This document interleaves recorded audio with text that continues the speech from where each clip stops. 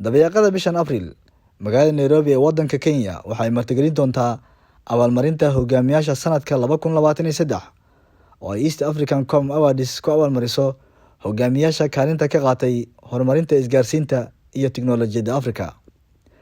Abaalmarintan waxaa ku tartamaya oo wareegga ugu dambeeya u soo gudbay madaxda shirkado kaalin ka qaatay horumarinta isgaarsiinta Afrika oo uu ka mid yahay gudoomiyaha Hormuud Telecom Ahmed Maxamuud Yuusuf oo la tartamaya madaxda shirkadaha kale ah YNA Kenya, MTN Uganda iyo waliba shirkadda IVAD.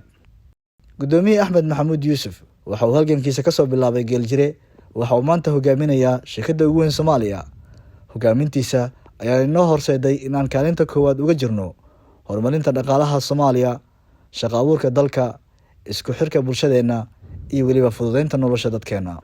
Wareeggan waxaa la tixgelinayaa codaynta dadweynaha Geeska Afrika. Gudoomiye Ahmed waxa uu u baahan yahay inaad ku taageerto codkaaga si uu guul ugu soo hooyo Soomaaliya. Muuqaalkan kooban ayaan kugula wadaagayaa hanaanka codaynta. Haddaba si aad u codeyso fadlan raac tilmaamahan soo socda.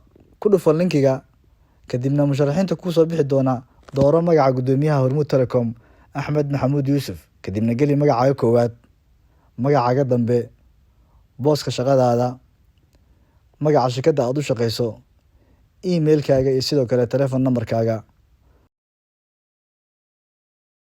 Dooro dalka aad joogto.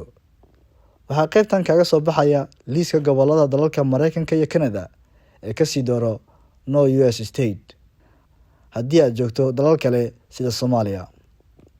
Qaybtan ka xulo nooca shirkadda aad u shaqeyso, halkaana ka dooro nooca shaqada aad u hayso. Kadibna liiskan ka xulo kan ku habboon ee booska shaqada aad ka joogto. Halkaana ka dooro tirada shaqaalaha shirkadaada. Kadibna ku dhufo buttonka ay ku qoran tahay submit. Mahadsanid.